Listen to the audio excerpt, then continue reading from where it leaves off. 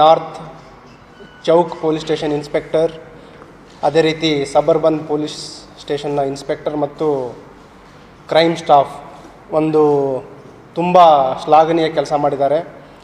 ಅದರಲ್ಲಿ ಈ ಪ್ರಕರಣದಲ್ಲಿ ಪ್ರಥಮವಾಗಿ 15ನೇ ತಾರೀಕು ಸಸ್ಪಿಷಿಯಸ್ ಅನುಮಾನಾಸ್ಪದ ವ್ಯಕ್ತಿಯನ್ನು ವಶಪಡಿಸಿಕೊಂಡು ವಿಚಾರಣೆಗೊಳಪಡಿಸಿದಾಗ ಅವನ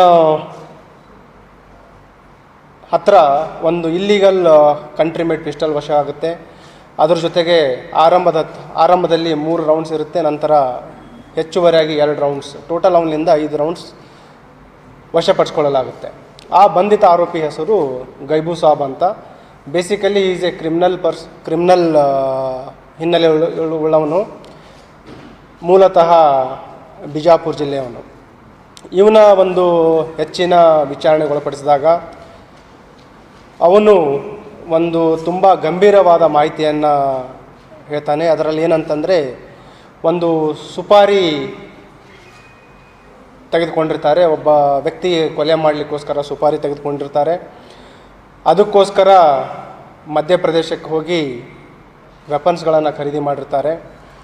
ಮತ್ತು ಅದಲ್ಲದೆ ಇವನಿಗೆ ಕೊಲೆ ಮಾಡಲಿಕ್ಕೆ ಸುಮಾರು ಕಡೆ ರೆಕ್ಕಿ ಕೂಡ ಮಾಡಿರ್ತಾರೆ. ಇದರಲ್ಲಿ ಟಾರ್ಗೆಟೆಡ್ ವ್ಯಕ್ತಿ ಯಾರಂತಂದರೆ, ಏನು 2021 ಸಬರ್ಬನ್ ಸ್ಟೇಷನಲ್ಲಿ ಒಂದು ಕೊಲೆ ಪ್ರಕರಣ ವರದಿಯಾಗಿರುತ್ತೆ. ಅದರಲ್ಲಿ ಮೃತನಾದವನ ಹೆಸರು ಶಿವಪುತ್ರ ಅಂತ. ಅದರಲ್ಲಿ ಆರೋಪಿಗಳಿಗೆ ಕಳೆದ ವರ್ಷ ಖುಲಾಸೆ ಆಗಿರುತ್ತೆ. ಅದರ ಹಿನ್ನೆಲೆಯಲ್ಲಿ ಆ ಆರೋಪಿಗೆ ಕೊಲೆ ಮಾಡಬೇಕು ಅನ್ನೋ ಉದ್ದೇಶಕ್ಕೋಸ್ಕರ ಏನು ಈ ಅಪರಾಧಿಗಳಿದ್ದಾರೆ ಅವರಿಗೆ ಒಂದು ಸುಪಾರಿಯನ್ನು ನೀಡ್ತಾರೆ. ಒಟ್ಟು 20 ಲಕ್ಷಕ್ಕೆ ಸುಪಾರಿಯನ್ನು ಕೊಟ್ಟಿರ್ತಾರೆ. ಅದನ್ನು ಹುಸಿಗೊಳಿಸುವಲ್ಲಿ ನಮ್ಮ ತಂಡ ಯಶಸ್ವಿಯಾಗಿದೆ, ಅದಕ್ಕೆ ನಾನು ಪ್ರಶಂಸಿಸ್ತಾ ಇದ್ದೀನಿ. ಅದಲ್ಲದೆ ಈ ಆರೋಪಿಯ ವಿಚಾರಣೆಯಿಂದ ಬೇರೆ ಆರೋಪಿಗಳ ಮಾಹಿತಿಯನ್ನು ಕಲೆ ಹಾಕಿದಾಗ ಅದರಲ್ಲಿ ಉಳಿದ ಆರೋಪಿಗಳನ್ನು ಕೂಡ ನಮ್ಮ ತಂಡ ಬಂಧಿಸುವಲ್ಲಿ ಯಶಸ್ವಿಯಾಗಿದೆ.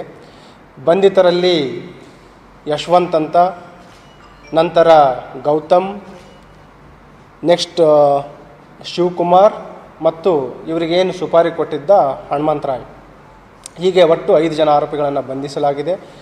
ಇದರಲ್ಲಿ ಯಶವಂತ್ಲಿಂದನೂ ಕೂಡ ಒಂದು ಕಂಟ್ರಿ ಮೇಡ್ ಪಿಸ್ಟಲ್ ಮತ್ತು 3 ಜೀವಂತ ಗುಂಡುಗಳು, ಅದರ ಜೊತೆಗೆ ಗೌತಮ್ ಹತ್ರನೂ ಕೂಡ ಒಂದು ಕಂಟ್ರಿ ಮೇಡ್ ಪಿಸ್ಟಲ್ ಮತ್ತು 2 ಜೀವಂತ ಗುಂಡುಗಳು. ಅದಲ್ಲದೆ ಏನು ಅದರಲ್ಲಿ ಒಂದು ಪಿಸ್ಟಲ್ ಇದೆ, ಅದರಲ್ಲಿ ಒಂದು ಲೈವ್ ರೌಂಡ್ ವೆಪನ್ನಲ್ಲಿ ಸ್ಟಕ್ ಆಗಿರೋದು ಕೂಡ ತಾವು ನೋಡ್ಬೋದು. ಹೀಗೆ ಒಟ್ಟು ಈ 5 ಜನ ಆರೋಪಿಗಳ ಬಂಧನ ಮಾಡಲಾಗಿದೆ. ಅವರಿಂದ 3 country made pistols, 11 live rounds, ಅದಲ್ಲದೆ ಇವರೇನು ಮಧ್ಯಪ್ರದೇಶಕ್ಕೆ ವೆಪನ್ಸ್ ತರಲಿಕ್ಕೆ ಏನು ತೆಗೆದುಕೊಂಡು ಹೋಗಿದ್ದರು, ಒಂದು ಇಂಡಿಕಾ ಕಾರ್ ಶಿವಕುಮಾರ್ದು, ಅದನ್ನು ಕೂಡ ವಶಪಡಿಸಿಕೊಳ್ಳಲಾಗಿದೆ. ಅದರಲ್ಲದೆ ಒಂದು ಎರ್ಟಿಗಾ ಕಾರ್ ಕೂಡ ವಶಪಡಿಸಿಕೊಳ್ಳಲಾಗಿದೆ. ಇದರಲ್ಲಿ 2 ಜನ ಆರೋಪಿಗಳಿಗೆ ಹಳೆಯ ಕ್ರಿಮಿನಲ್ ಹಿನ್ನೆಲೆ ಇದೆ. ಅದರಲ್ಲಿ ಪ್ರಮುಖವಾಗಿ ಏನು ಗೈಬು ಸಾಬ್ ಇದ್ದಾನೆ, ಇವನು ಮೂಲತಃ ಬಿಜಾಪುರದವನು ಅಂತ ಹೇಳಲಾಗಿತ್ತು. ಇವನ ಮೇಲೆ ವಾಹನ ಕಳ್ಳತನ ಇದೆ, ರಾಬರಿ ಪ್ರಕರಣ ಇದೆ, ಅದಲ್ಲದೆ